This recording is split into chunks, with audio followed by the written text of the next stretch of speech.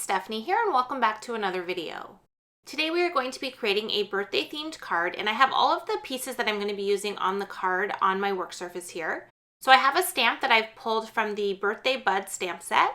This stamp set has a bunch of different characters. Some of them have balloons. It's a really cute set for any type of celebratory cards.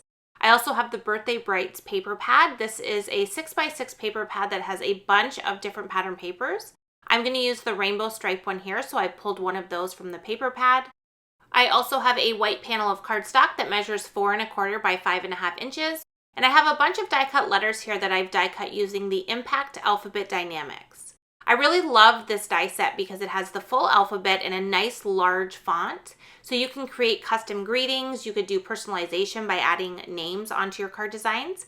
But for this one here, I wanted to create a really large birthday word that could be the focus of the front of the card. And I want to create this shadow effect where we have the black layered behind the white, just to kind of make it look like the white is kind of popping off of the card. So I went ahead and die cut all of the letters that I needed to spell out birthday from both the white and the black cardstock. And now I'm just using some liquid glue and my tweezers to adhere all of these together. And I'm making sure to have the white go in the same direction against the black for all of the letters so they all look uniform when we add them to the card front.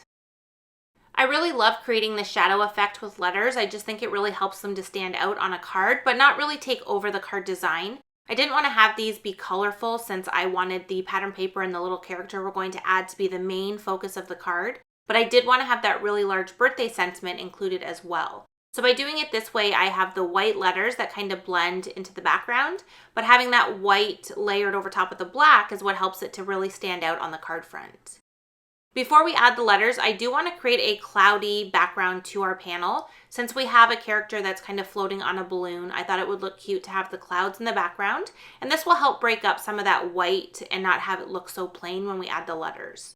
So I'm using the Cloud Edges stencil and an ink blending brush, and I'm using Peacock Feathers Distressing for the color of my clouds, and I'm just moving my stencil up from the bottom to the top of the panel.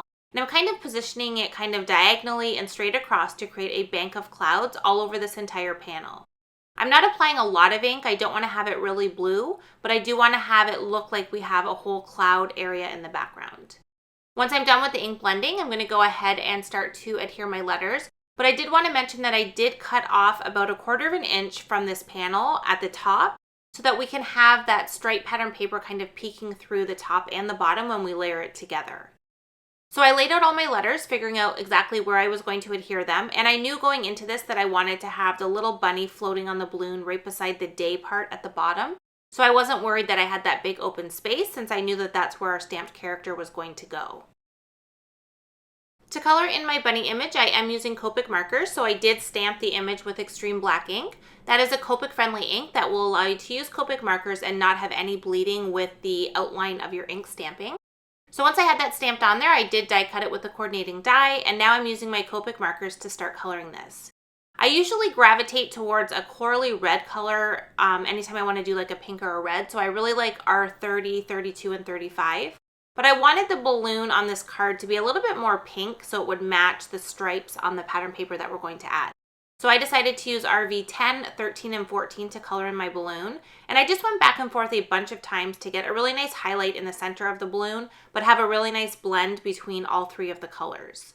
For the actual bunny, I'm using T0, T1, and T3 just to add a little bit of color to him, but I'm leaving him very light in color. I don't want him super dark gray. And then for the little flowers on her head, I'm using a Y08 for the flowers and a YG25 for the center of those. Once I have her colored, I can go ahead now and start to assemble the card since we have all of the pieces ready to go.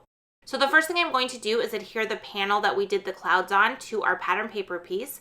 And I did trim down the pattern paper piece so that it measures 5.5 by 4 1/4, which will allow it to be adhered to the front of an A2 size card.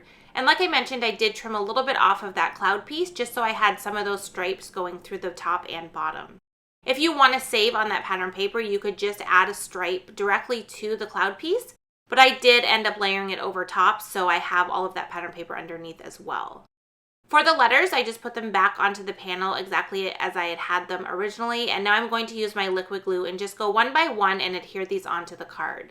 I'm just using the grid map beside me as well as the actual panel itself to get these straight on here. And I did bring in my T-square ruler a couple of times just to make sure I had everything on there exactly how I wanted.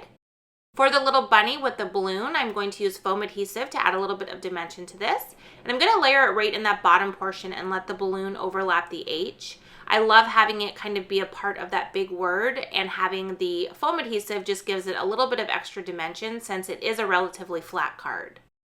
The last thing I want to do here now is add a sentiment on a sentiment strip, and this is going to go over top of where we put the birthday. I was originally just going to do the happy since we have the birthday in the large die cut letters, but I felt like it was too small on the top area of the card, so I decided to do a complete sentiment that says happy birthday to you.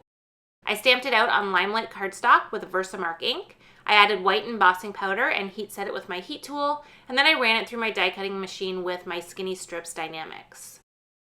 I did kind of move it around on the card to see if I liked it better overlapping the letters, but I decided to go with my original plan and put it at the top area where I have that open space. So I adhered it on there with some liquid glue and got it lined up, and then I'll just trim off the little extra piece that's hanging off the side with my scissors. To finish this card off, I decided it needed a little bit of sparkle, so I decided to use my Stardust stickles and add them to the balloon. So I just squeezed out a bunch on the balloon and then used my finger to kind of spread it out and get a really nice thin coat of the Stardust stickles. This adds a really cool iridescent look to this and makes it super sparkly. And then off screen, I did decide that I wanted to add a couple of sequins to the card as well, so I added 3 sequins around that bunny where we have a little bit of open white space. And then I used Stardust stickles in the center of those as well. And that is going to finish our birthday themed card where we have a large focus on these impact alphabet dynamics and have that big birthday word spelled out, but then we also have some fun coordinating sentiments and a little pop of color with that stripe pattern paper at the top and bottom. If you enjoyed today's video, I would love it if you would give it a thumbs up, and if you want to be notified of future videos from My Favorite Things, make sure you subscribe to our YouTube channel and click that bell to be notified of future videos. As always, I appreciate you being here with me, and I hope to see you again soon. Thanks so much for watching.